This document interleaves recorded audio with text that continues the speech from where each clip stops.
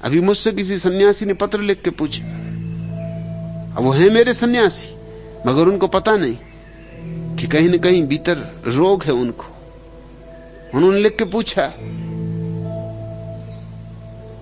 कि जीसस को सूली लगी, मंसूर को सूली लगी, आपको सूली क्यों नहीं लगती? अब उनको इससे बेचैनी हो रही, जब तक मुझे सूली न लगे तब तक उनको चैन न मिले।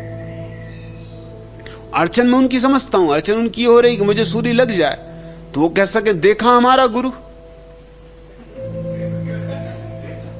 अरे जीसस और मंसूर की कोटी में उठ गया।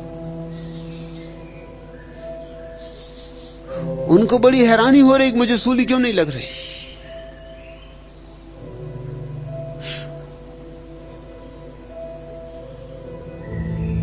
दुश्मन भी मुझे सूली लगाने में उत्सुक है और मेरे मित्र भी। मित्रों की अड़चन भी मैं समझता हूं, सूली लग जाए तो उनको निश्चिंता हो जाए कि हां भाई था कोई पहुंचा सिद्ध पुरुष। अब उनकी तकलीफ ये कि मैं कुछ अजीब ही किस्म का सिद्ध पुरुष हूं। सूली की बात छोड़ो, मैं रहता महल में, चलता रोल्स रॉयस में। सूली भी लगेगी तो रोल्स रॉयस में बैठ के जाने वाला हूं, इसका तुम ख्याल रखना। तुम्हें बाद में भी लोग सताएंगे कि हां सूली लगी ठीक, मगर रोल्स रॉयस में बैठ के क्यों गए।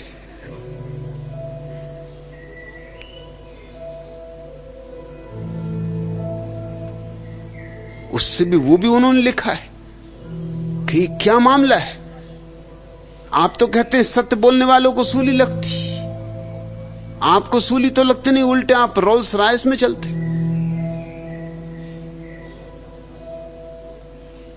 2000 साल में कुछ तो अकल बढ़ी आदमी की, तुम्हारी नहीं। बुद्धों की अकल थोड़ी बढ़ी। अब हम भी समझदार हो गए कि सूली कैसे बचाना और रोल्स रॉयस में कैसे चलना। तुम क्या समझ रहे हो कि जो तुमने जीसस के साथ किया वही तुम मेरे साथ कर पाओ? तो ये 2000 साल में सब कुछ हम सीखे ही नहीं। तुम तो वहीं के वहीं हो, लेकिन बुद्ध बहुत आगे निकल गए।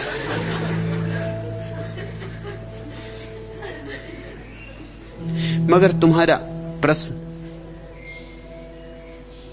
सूचक है, और जिस एक ने पूछा है उसका ही सूचक नहीं। तुम में से अधिकांश के मन में यही सवाल उठते रहते, मुझे रहना चाहिए किसी झोंपड़े में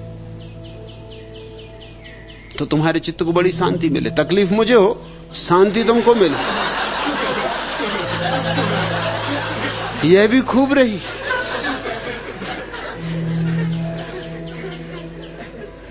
मेरी तकलीफ से तुम्हें क्या शांति, लेकिन तुम्हारा चित्त प्रसन्न हो, तुम चारों तरफ पताका लेके फहराने लगो कि देखो गुरु इसको कहते, सदगुरु इसको कहते, देखो झोंपड़े में रहते, नग्न रहते। और सच्चाई तुम मुझसे पूछो तो मैं तुमको बता देना चाहता हूं। मैंने गरीब की भांत रह के भी देख लिया, अमीर की भांत रह के भी देख लिया। अब तुम मानो या न मानो, अमीर की भांत रहने में जो मजा है वो गरीब की भांत रहने में। तुम्हें न मानना हो न मानो,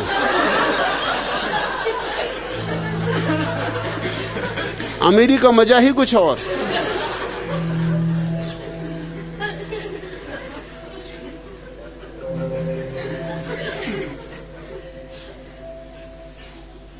लेकिन तुम्हारे भीतर एक रुग्ण चित्त दशा है, सदियों पुरानी, एक रोग है। दुखवादी हो तुम दुख को गरिमा देते हो, गौरव देते हो, सम्मान देते हो। सूली लगे, शहीद हो जाओ, तुम ना हो सको तो कम से कम तुम्हारा गुरु हो जाए।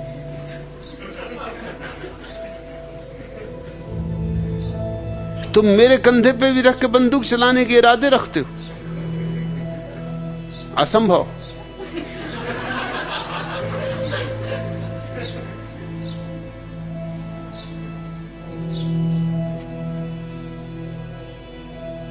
ये जो हमारा दुखवाद है, ये किस बात का सबूत है?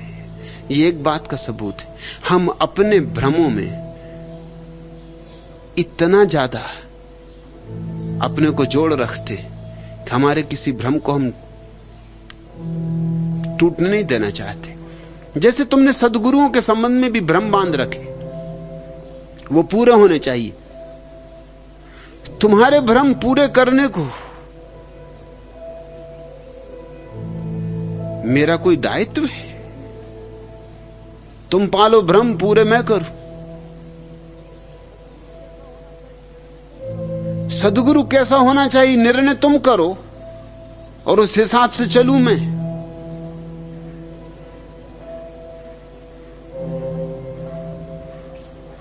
लेकिन हर चीज के संबंध में तुम्हारे मोह है, माया है, तुम्हारा जाल है, तुम्हारे प्रक्षेपण है।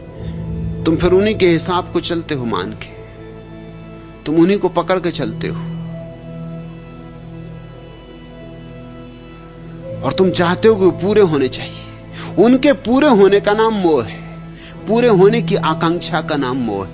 माया है प्रक्षेपण, तुम्हारे प्रक्षेपण पूरे होने चाहिए, इसका आग्रह, इसकी आसक्ति मोह है। और इन दोनों के बीच तुम्हारी नींद लगी है। ठीक कहते गुलाल, माया मोह के साथ सदा नरसोइया, आखिर खाक निदान सत्य नहीं जोइया। फिर इसका परिणाम यही होगा कि मिट्टी में मिल जाओगे, सत्य को देखे बिना, सत्य को जाने बिना। बिना नाम नहीं मुक्ति, अंध सब खोइया। और जब तक सत्य का अनुभव ना हो तब तक सब अंधे खो जाते मृत्यु के अंधकार में। कह गुलाल सत, लोग गाफिल सब सोइया। गुलाल कहते हैं मैं तुमसे सच कहता हूं, इसे गांठ बांध लो, इसे भूल मत जाना, इसकी सदा याद रखना कि लोग सब गाफिल हैं और गहरी नींद में सोए हुए। इनसे तुम कुछ कहो भी तो ये अपनी नींद में कुछ का कुछ समझते।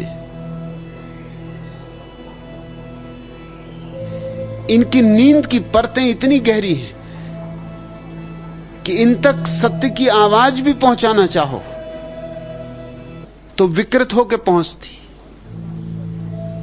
कुछ का कुछ अर्थ निकाल लेते। फेफड़ों के एक विशेषज्ञ ने, जो कि संगीत प्रेमी भी थे, छात्रों को समझाते हुए कहा, जो व्यक्ति रोज सुबह 4 बजे उठकर ऊंचे स्वरों में राग अडाना में 1 घंटे तक गाना गाएगा, उसे कभी बुढ़ापे में भी फेफड़ों की बीमारी नहीं होगी। एक छात्र बीच में ही बोल उठा कि आप ठीक कहते हैं सर, ऐसे व्यक्ति के बूढ़े होने की नौबत ही नहीं आएगी। पड़ोसी पहले ही उसे मार मार कर उसका खात्मा कर देंगे। 1 घंटे तक राग अडाना, जैसे ही तुमने आ किया कि पड़ोसी दौड़े, वो तुमको चुप करा कर रहेंगे। एक संगीतज्ञ से उसके पड़ोसी एक दिन कहे कि आपकी पेटी जरा हारमोनियम चाहिए और तबला भी। संगीतज्ञ तो बड़ा खुश हुआ, उसने कहा कि क्या घर में कोई बैठक हो रही, संगीत की कोई महफिल हो रही? उन्होंने कहा आपसे क्या छिपाना, आज रात हम सोना चाहते।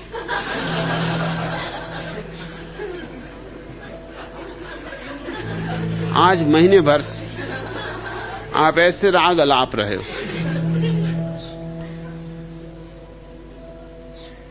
इसी संगीत के संबंध में मैंने सुना है कि एक पड़ोसी ने खिड़की खोली और कहा कि भैया अब बंद करो, रात के 4 बज चुके, अब और बर्दाश्त नहीं होता। तुमने एक राग और अलापा कि मैं पागल हो जाऊंगा। संगीतज्ञ ने खिड़की खोली और कहा तुम बातें क्या कर रहे हो, मैं तो घंटे भर पहले कभी का बंद कर चुका। ये आदमी पागल हो ही चुका है, वो घंटे भर पहले बंद कर ही चुके, राग अलाप ही नहीं रहे हैं अब, मगर इसको सुनाई पड़ रहे हैं। ऐसे ऐसे संगीतज्ञ पड़े।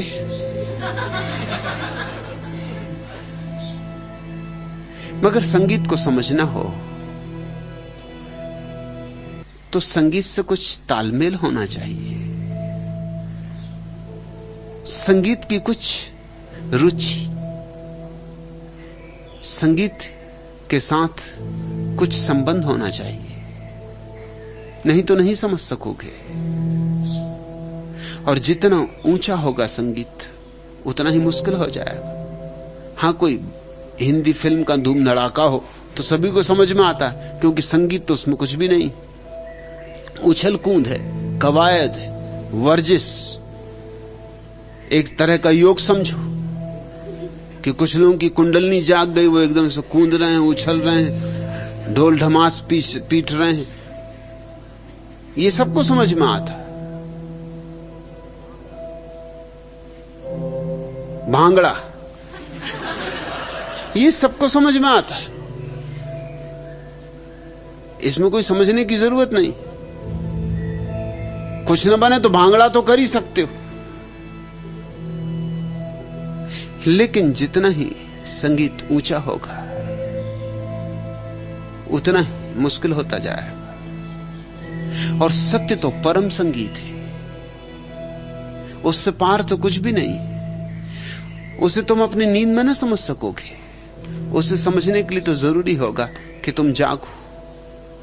सत्य केवल जागरण में ही समझा जा सकता है। बिना नाम नहीं मुक्ति अंध सब खोइया, कह गुलाल सतलोग गाफिल सब सोइया। सारे लोग गाफिल सोए हुए, दुनिया बिच हैरान जान, दुनिया बिच हैरात जात नर धावई। लोग पागल की तरह दौड़े जा रहे हैं, रोज हैरान होते जाते हैं और हैरानी बढ़ती जाती, मगर भागे जाते। दुनिया बिच हैरान जात नर धावई, चीनत नाही नाम भरम मन लावई। सत्य को तो पहचानता नहीं जो खोजने योग्य है, और न मालूम कहां कहां के भ्रम पालता है, पोसता है, जिनको पाके कभी कुछ पाया नहीं जाता। हाथ में सिर्फ धूल लगती और प्राण हो जाते हैं रिक्त दौड़ने में। भीतर हो जाता है खालीपन, एक रिक्तता, एक सूनापन। सूनापन जैसा मरघट में होता है। मरने के पहले लोग मर जाते हैं, ख्याल रखना। मरने तक कहां बचते हैं, मरने के बहुत पहले मर जाते, सड़ जाते। क्योंकि जीवन जिन चीजों से पोषण पा सकता है, आत्मा जहां से पोषण पाती, ऐसे तो उनके कोई संबंध ही नहीं होते। शरीर भला उनका ठीक ठाक हो, लेकिन आत्मा सड़ चुकी होती, भीतर ही सब कुछ असार हो चुका होता है। ऊपर से चाहे रंगे पोते ठीक ठाक दिखाई पड़ते हो, लेकिन भीतर उनके कुछ भी नहीं होता। और भीतर ही असली संपदा हो सकती, बाहर की संपदा तो काम नहीं आती, किसी के काम नहीं आई, तुम्हारे भी काम नहीं आएगी। चीनत ना ही भरम मन लावई, जरा भी नहीं चीनते कि सत्य क्या है, संपदा क्या है। जिसको तुम संपत्ति कहते हो वह तो विपत्ति है, संपदा कहते हो वह विपदा है। एक और संपदा है भीतर की। और ध्यान रखना, मैं बाहर की चीजों का विरोधी नहीं। मैं ये नहीं कह रहा हूं कि बाहर को छोड़ छाड़ के भाग जाओ। मैं ये कह रहा हूं कि बाहर अभिनय मात्र है, खेलो, अभिनय से ज्यादा मत समझो उसे, उसमें ज्यादा मत डूबो, गंभीर मत बन जाओ। जीवन का असली उपक्रम भीतर है, बाहर अभिनय है, जीवन का सत्य भीतर है। सब दोसन लिए संग सो करम सतावई, कह गुलाल अवधूत दगा सब खावई। गुलाल कहते हैं मैं कह देता हूं पहले से ही कि दगा खाओगे बहुत, चेत सको तो चेत जाओ। साहब दायम प्रगट ताहे नहीं मानई, ईश्वर जो कि बिल्कुल प्रगट है, हवा के कण कण में व्याप्त है, सूरज की किरण किरण में, हर पत्ते पे जिसका हस्ताक्षर है, निकट से भी जो निकट है वो तुम्हें दिखाई नहीं पड़ रहा। साहब दायम हमेशा प्रगट, हमेशा प्रगट है, ता ही नहीं मानई, उसे तो तुम मानते नहीं। हरदम करई कुकर्म भर्म मन ठानई, मगर मन में भ्रमों को ठान के और उनके लिए कोई भी कुकर्म करने को राजी हो। लोग सोचते हैं कि कुकर्म करने से क्या हर्जा है, नहा लेंगे, गंगा हो आएंगे, कि काबा की यात्रा कर लेंगे। मगर अभी तो जो करना है कर गुजरो। अवसर मिला है, इसको चूको मत। लाख रुपए रास्ते के किनारे पड़े मिल जाएं तो तुम्हारा मन कहेगा कि माना कि ये पाप है, मगर अभी चूकना ठीक नहीं। 10,000 दान कर देंगे, ब्राह्मणों को भोजन करवा देंगे, कन्याओं को खिला देंगे, मंदिर बनवा देंगे एक छोटा मोटा, पत्थर पर पोत देंगे रंग और हनुमान जी खड़े कर देंगे, कुछ रास्ता निकाल लेंगे सस्ता, या गंगा स्नान कराएंगे, बहुत ही हुआ तो। मगर ये लाख नहीं छोड़े जाते। हरदम करें कुकर्म भर्म मन ठाने, कुकर्म करने को भी राजी है आदमी, इस भ्रम में कि कुकर्म से छुटकारा पाने की कोई सस्ते उपाय, सत्यनारायण की कथा करवाएंगे, यज्ञ करवा लेंगे। इतना आसान नहीं। कुकर्म से छूटने का एक ही उपाय कि भीतर की मूर्छा टूटे, और हर कुकर्म उस मूर्छा को बढ़ाता है। और कुकर्म का इतना ही अर्थ है कि जो तुम जानते हो भली भांति कि नहीं करना चाहिए, वह भी कर लेते हो, क्योंकि अवसर। मुल्ला नसरुद्दीन पर अदालत में मुकदमा था। मजिस्ट्रेट ने पूछा कि तुम ठीक ठीक बताओ नसरुद्दीन कि तुमने पत्नी को बुहारी से क्यों मारा? नसरुद्दीन ने कहा हुजूर अवसर की बात। मजिस्ट्रेट ने कहा अवसर, इसमें अवसर का क्या सवाल? मुल्ला ने कहा आपको मैं पूरी बात बताता हूं और आप भी तो शादीशुदा हैं, सो समझ जाएंगे। कौन शादीशुदा ऐसा जो नहीं समझ जाएगा? सर्दी की सुबह, धूप निकली हुई सुंदर, पीछे का दरवाजा खुला हुआ, पत्नी की पीठ दरवाजे की तरफ, और पत्नी के पैर में चोट से दौड़ सकती नहीं, और हाथ में बच्चा, बच्चे को दूध पिला रही, और बुहारी पड़ी थी। सो मैंने सोचा क्यों चूकना, सो उठा के बुहारी मार दी और पीछे के दरवाजे से बाघ खड़ा हुआ। देखा कि ये पीछा भी नहीं कर सकती, भाग भी नहीं सकती, इसकी पीठ भी इस तरफ है। सो मैंने सोचा एक अवसर मिला है मुश्किल से हाथ में, इसको छोड़ना उचित नहीं। अब जो भी आपको सजा देनी हो दे दो। मजिस्ट्रेट ने बहुत दया से उसे देखा और कहा कि तुम्हारा इस स्त्री से विवाह हुआ यही काफी सजा है, तुम अपने घर जाओ, यही तुमको ठिकाने लगा देगी। मगर तुम्हारी बात मुझे जची कि अवसर मिले तो आदमी को चूकना नहीं चाहिए। लोगों को अवसर मिल जाए तो किसी चीज से नहीं चूकेंगे। तुम अगर साधु हो तो सिर्फ इसलिए कि शायद अवसर न मिल रहे हो। अक्सर यही एक जिनको हम सच्चरित्र कहते हैं वे लोग हैं जिनको अवसर नहीं मिल रहा। महात्मा गांधी के सब शिष्यों का क्या हुआ? बड़े साधु थे, बैठ के चरखा काटते थे, अपना कपड़ा बुनते थे, जेल जाते थे, उपवास करते थे। फिर जब सत्ता आई, अवसर मिला, फिर उनने किसी ने नहीं चूका। फिर अवसर का सबने लाभ उठाया। फिर उन्होंने बिल्कुल फिक्र नहीं की। फिर चरखा वगैरह उठा के रख दिए। अब तो सिर्फ एक दिन के लिए उठाते हो। 26 जनवरी को उठा लिया एक दिन चरखा, और वो भी कब? जब फोटोग्राफर आता तो उसके सामने बैठ के चरखा काटा, फोटो उतरवा ली, बात खत्म हो गई।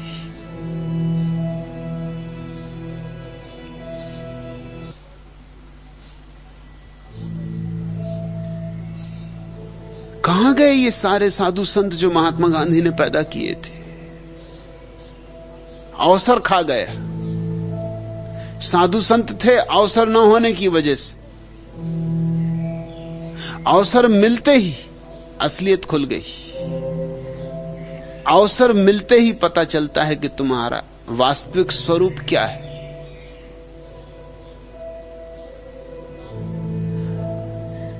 अगर नपुंसक आदमी ब्रह्मचर्य का व्रत ले ले, इसका कोई मूल्य?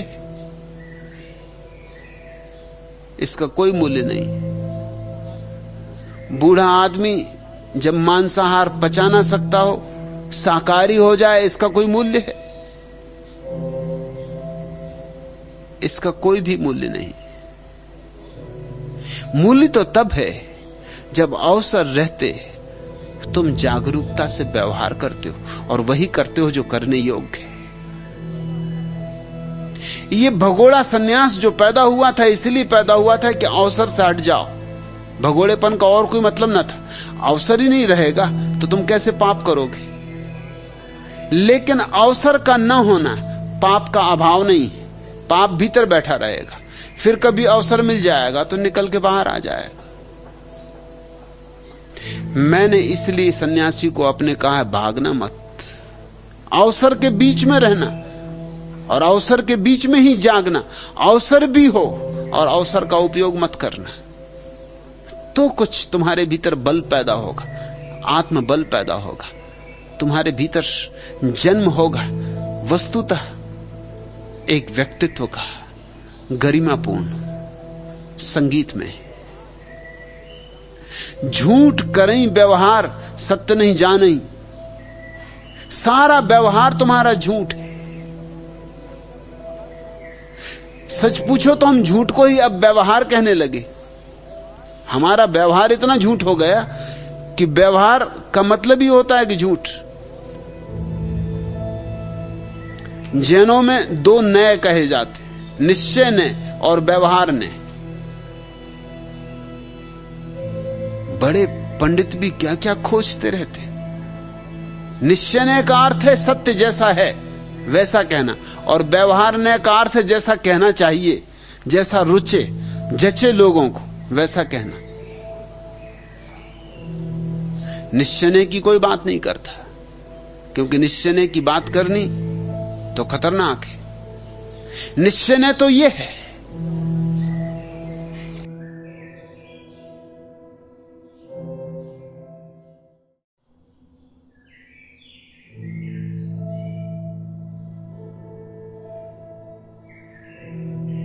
तो स्वागत है आपका इस एक और नए वीडियो के इस एक और नए डीपर डाइव सेक्शन में। तो आपसे बहुत दिनों बाद मुलाकात हो रही है। रीजन आप सब जानते हैं। जो ओरिजिनल थिंक योरसेल्फ था उस पर दिक्कत आने के कारण वो चैनल अभी बंद हो गया है, मैं यही कहूँगा। चीज़ें प्रोसेस कहने को तो है, लेकिन टू बी वेरी ऑनेस्ट उसके बहुत कम चांसेस है कि वो वापस आ सकता है।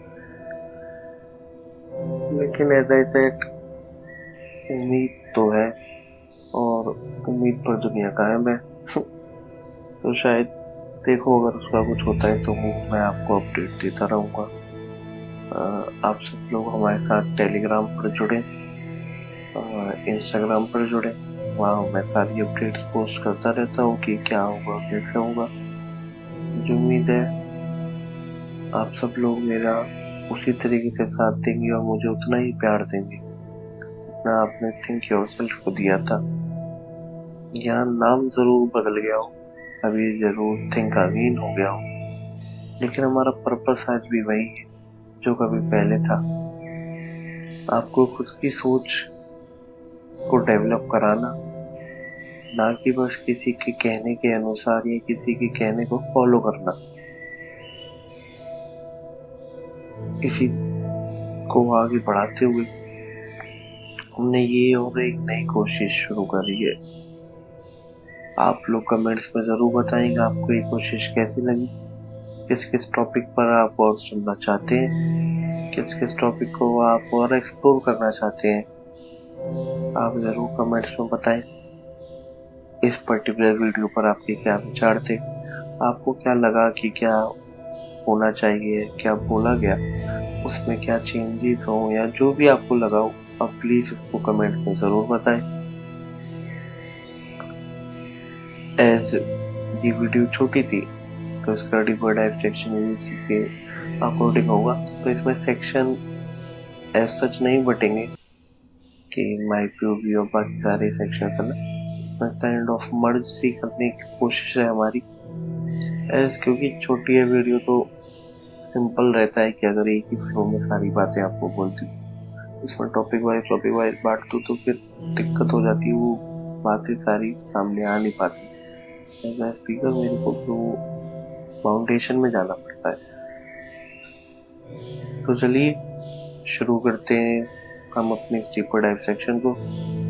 आपके जो भी सुझाव हो या जो भी आपके मन में हो, आप प्लीज हमको कमेंट में जरूर बताएं और हमको भी और इस नए चैनल को भी प्लीज पुराने वाले की तरह बहुत सारा प्यार दें।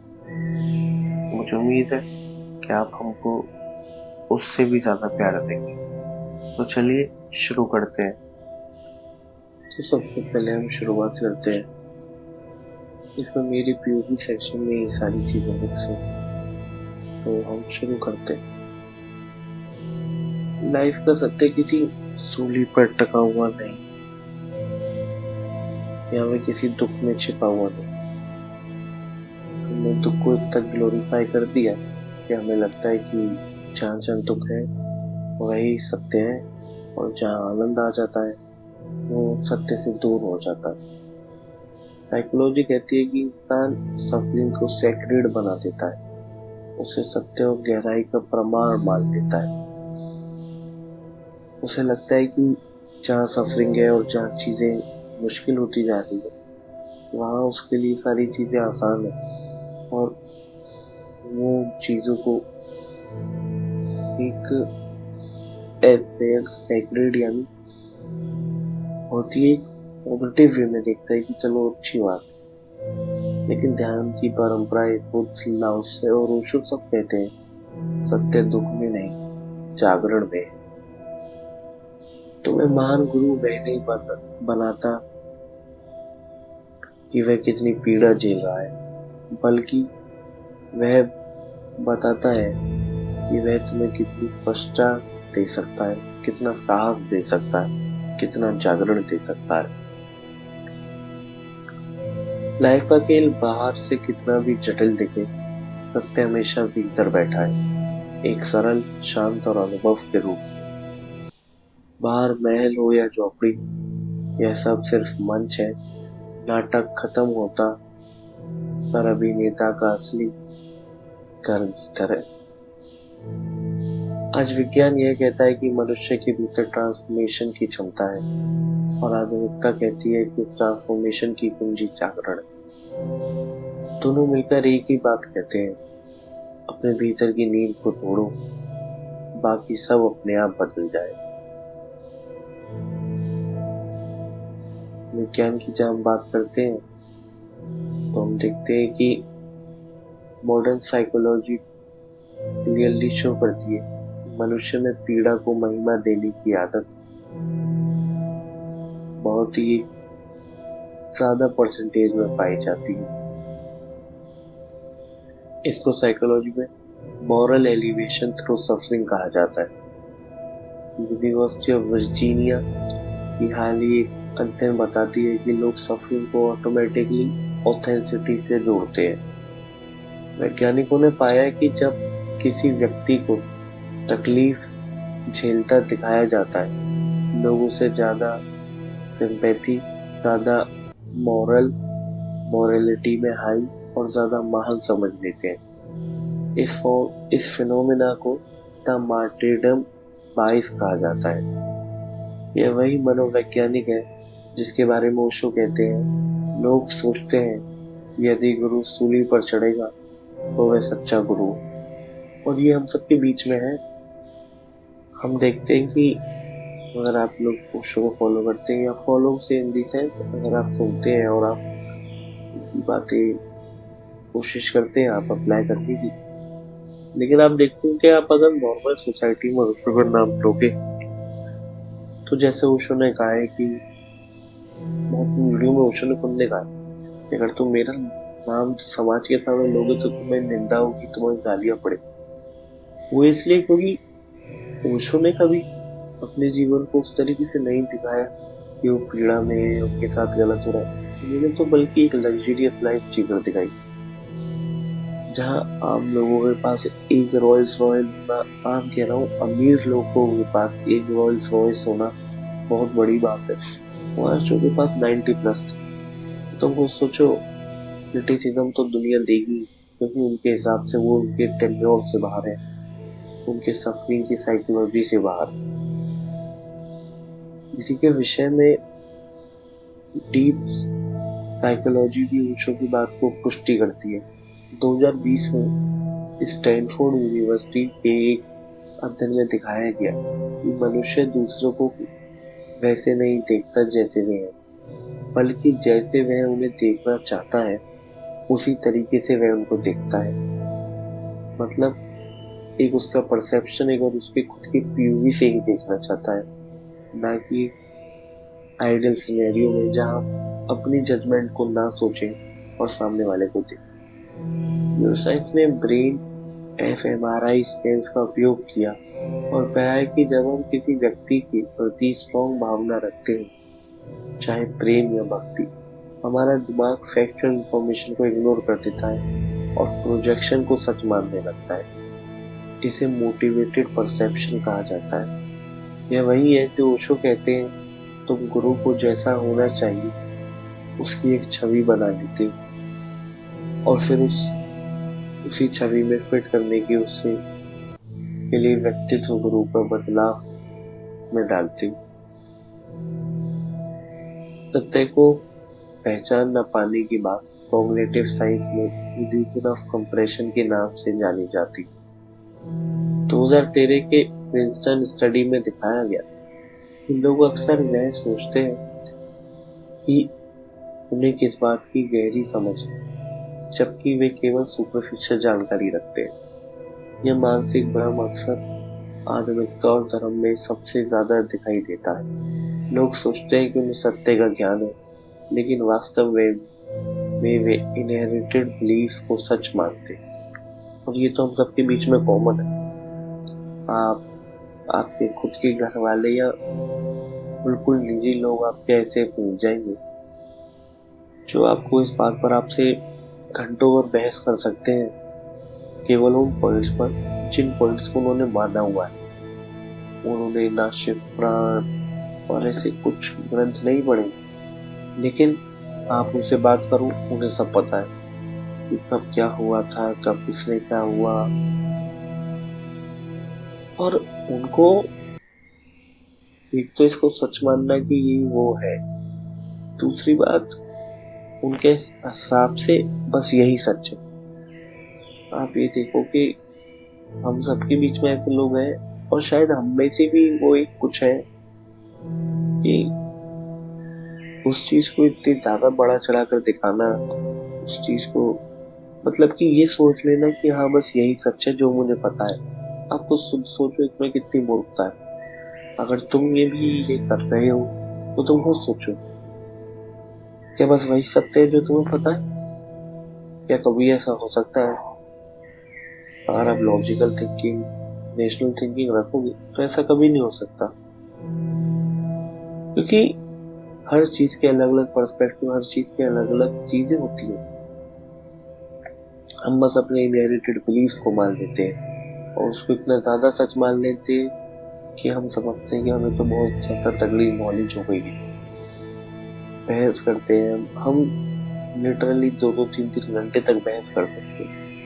अगर मैं पर्सनली अपनी बात करूं तो पता नहीं आपको क्या लगे, बट मैं कभी ऐसा नहीं था। मैं जेन्युइनली कभी ऐसा नहीं रहा। मेरे को हमेशा से एक क्वेश्चनिंग माइंड रहता था कि मम्मी बोलती है या घर में जो भी बोलते हैं कि ऐसे नहीं करते, ये होता है, ऐसे नहीं, वो ऐसे हुआ था, वैसे हुआ था, तो सबसे पहले मेरे दिमाग में यही आता था किसने बताया, और क्या जिसने बताया उसके पास कोई प्रूफ था, या ये कैसे हमको पता चला? क्या इसके पास हमारा कुछ वो था? और इस क्वेश्चनिंग माइंड को ही उसने बढ़ावना देने की कोशिश करी है। खाली होश हो जाए अगर आप किसी को भी देखो, जैसे कि चित्तू कृष्ण मूर्ति ने कहा है कि मनुष्य अपने गुरु की छवि स्वयं बनाता है और फिर उसी छवि के अनुसार सच्चे गुरु को भी ढालना चाहता है। वे बताते हैं कि जब मन स्वयं की बनाई हुई छवि से बाहर नहीं जाता तब तक वह किसी भी सत्य को सुन नहीं सकता। कृष्णमूर्ति का कहना है कि मन अपने आराम के लिए ऐसे आदर्श गढ़ता है जहाँ दुखी गुरु, तपस्वी गुरु या त्यागी गुरु अधिक पवित्र लगते हैं। वह पूरी प्रक्रिया मन की अपनी जड़ता और बह से आती है। कृष्णमूर्ति की शिक्षा इसी पूरे ब्रह्म निर्माण की जड़ को उजागर करती है। वही बात है कि हमारे लिए सफरिंग और दुख इतना ज्यादा मॉरली वो है कि हमको उसके आगे पीछे कोई भी चीज नहीं लगती। अगर मैं इसी के आपको कॉन्टेक्स्ट में बताऊं तो हार्वर्ड यूनिवर्सिटी की 2021 की रिसर्च कहती है कि मनुष्य संघर्ष, कठिनाई, डेप्रीविएशन को मॉरल वैल्यू से जोड़ देता है। इसको एफर्ट जस्टिफिकेशन बाइस कहा जाता है कि आप किसी चीज पर जितना ज्यादा एफर्ट डाल रहे हो तो आप मॉरली बहुत हाई, आप मॉरली गलत नहीं हो सकते, आपका वैल्यू सिस्टम बहुत अच्छा है। यदि किसी ने बहुत कष्ट सहा है तो माइंड ऑटोमेटिकली व्यक्ति का इस प्रक्रिया को सेक्रेड मान लेता है। और यही चीज है जो हमें हमारे रियलिटी शोज में आजकल बेची जाती है। आप देखो, अगर आपके सामने एक ऐसा कंटेस्टेंट लाया जाए जिसकी कहानी इकोनॉमिकली वीक नहीं, तो ऑडियंस उसके साथ ऑटोमेटिकली कनेक्ट करती है। ऑडियंस उसके साथ ऑटोमेटिकली एक सिंपैथी की भावना रखती है। और जब हम किसी से इतना ज्यादा एक उस वे में कनेक्ट हो जाते हैं, हम ऑटोमेटिकली उसको एक सेक्रेड मान लेते हैं। हम चाहे शायद खुद उसके फ्लॉज को इग्नोर करें, क्योंकि हम सोचते हैं कि अरे इतना कर लिया वो बहुत है, अरे ये चीज हमको बेची जाती है। तो वही है, अगर उसके सामने एक दूसरा कंटेस्टेंट है जिसकी कहानियां कुछ ऐसी है कि उसके पास उसने कुछ ऐसा संघर्ष नहीं करा था, तो हम अपने आप को उससे डिस्कनेक्टेड फील करते। हम मानते कि अरे इसको तो सब मिल गया है।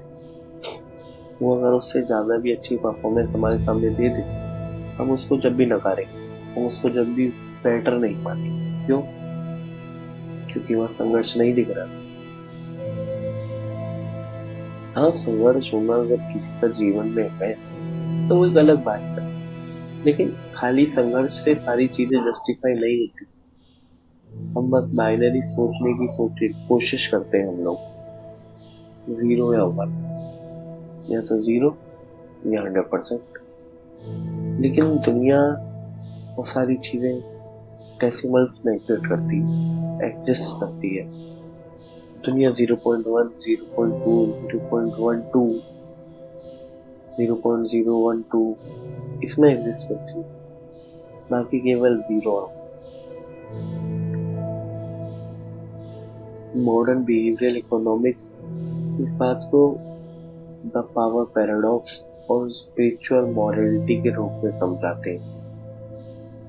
फिलिप जिम्बार्डो एक स्टैनफोर्ड के साइंटिस्ट रहे, इन्हीं के साथ एक डैन एरियल MIT की साइंटिस्ट थे, MI के स्टूडेंट रहे।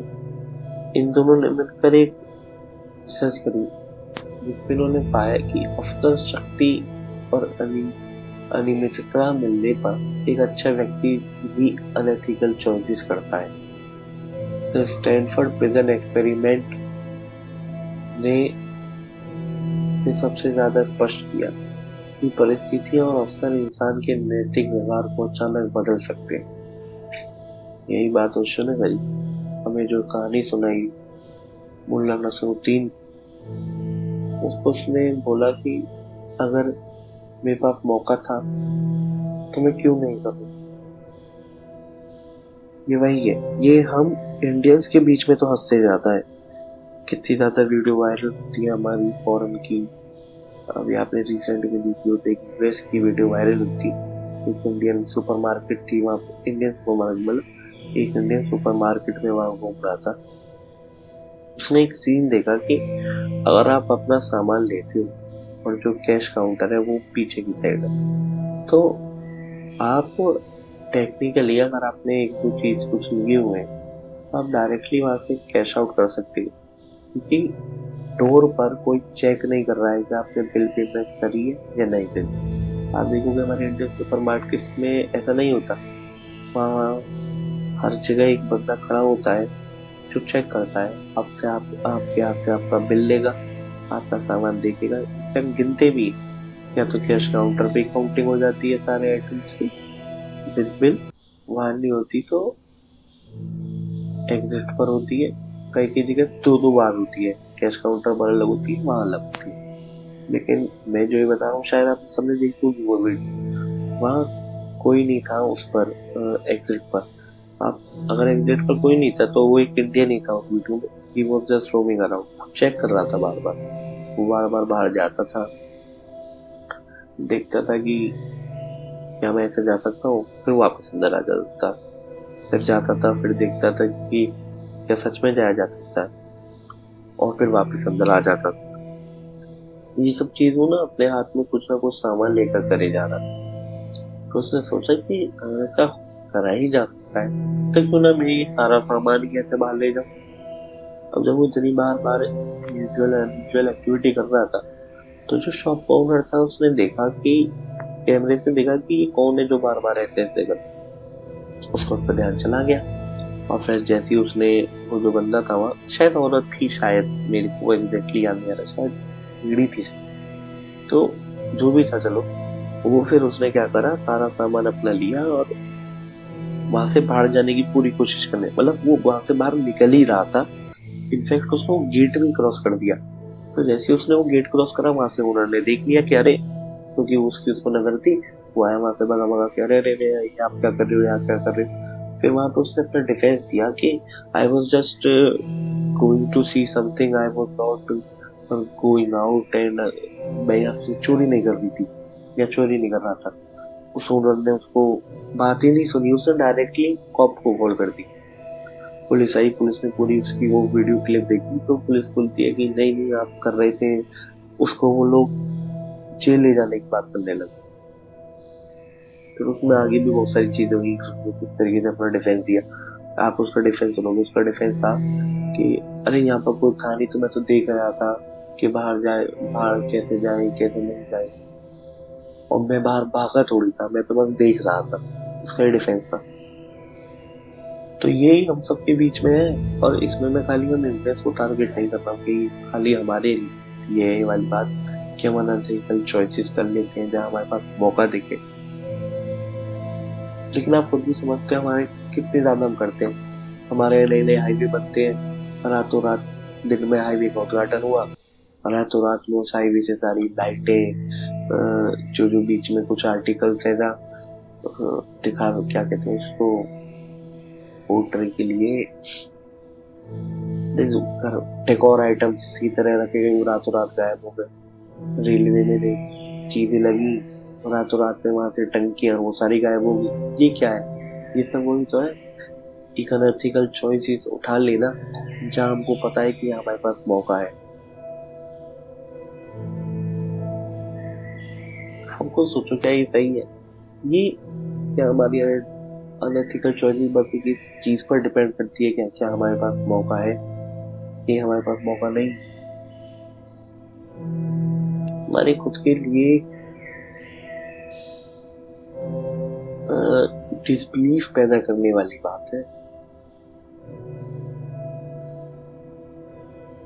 इसी के रिगार्डिंग हम जब सफरिंग की बात कर रहे थे तो हम देखते हैं कि बुद्धा का एक पूरा संदेश ही है मध्यम मार्ग का है, ना ज्यादा गरीब ना ज्यादा।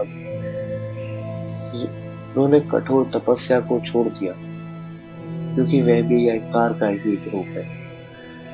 उनके अनुसार दुख की पूजा, गरीबी की पूजा या त्याग का अतिरेक केवल मन को विकृत करता है। वास्तविकता में मुक्ति तब आती है जब मन भ्रमों की पकड़ से मुक्त होकर स्पष्ट रूप में देखना सीखता है। बुद्धा भी कहते कि लोग वृक्षारोपणों में फंसे रहते हैं और संसार को जैसा है वैसा नहीं देखते। उनके अविद्या और तृष्णा के सिद्धांत ठीक वही है जिनकी ओर इशारा करते हैं कि सब कुछ छोड़ने वाला और ये ऐलान करने वाला कि मैंने सब छोड़ दिया है, और उसके पीछे भागने वाला एक ही नाव पर सवार है। एक बस नॉर्थ में देख रहा है तो एक साउथ में, और अगर एक ईस्ट में देख रहा है तो एक वेस्ट में, लेकिन वो है एक ही नाव पर, वो एक ही थाली भर खा रहे। नहीं, कितना अवेकनिंग थॉट है अगर आप सोचो, क्योंकि आप देखोगे हम सबके बीच में ना जाने कितनी कहानियां हैं। The monk who sold his Ferrari and the monk himself sings। तो क्या अंतर है उस monk में और उस व्यक्ति में जो उस फरारी को चेस कर रहा है, ड्रीम कि मेरे पास ये होगी। एक एग्जांपल है, ना कि ये चीज नहीं करना चाहिए और वो। आप इसमें जितनी भी बातें होती है वो ये नहीं होती कि करना सही रहेगा या नहीं, वो बस ये होती है कि क्या क्या हो रहा है और हम उसको किस किस तरीके से देख सकते हैं। और अंत में मैं बस, जैसा मैंने बोला था, एक सेक्शन छोटा रहेगा। तो आपका बहुत बहुत धन्यवाद अगर आपने यहाँ तक मेरी बातों को सुना है। आप प्लीज कमेंट्स में जरूर बताएं आपके क्या विचार है, आपको क्या लगता है कि हम किस किस नए टॉपिक पर आपसे बातें कर सकते हैं। आप बताएं, हम आपसे इस टॉपिक पर बातें करेंगे। धीरे धीरे वापस हम कोशिश करेंगे पुराने वाली चीजों को वापस लाने की। आपसे उम्मीद है कि आपको ये अच्छा लगा होगा। पिछले वाला चैनल की तरह हम सबको प्यार बरसाए। बताएं अब कि आपको क्या विचार है और आपको क्या लगता है। अंत में मैं अपनी बात इसी बात से कहकर खत्म करना चाहूंगा कि सवाल सूली का नहीं, सवाल इस बात का है कि क्या हम अपनी नींद से जागे या नहीं। सवाल दुख का नहीं है, सवाल सच का है। और जब सच सामने आता है तो न सूली की जरूरत रहती है न चमत्कार, फिर जीवन स्वयं चमत्कार बन जाता है। तो याद रखो, सत्य किसी महापुरुष के कष्ट में नहीं, हमारी जागरूकता में छिपा है। और जब तुम भीतर से जागते हो, तुम्हारे सामने दुनिया पहली बार उसी रोशनी में दिखाई देती है जिससे हम उसे होना चाहिए था।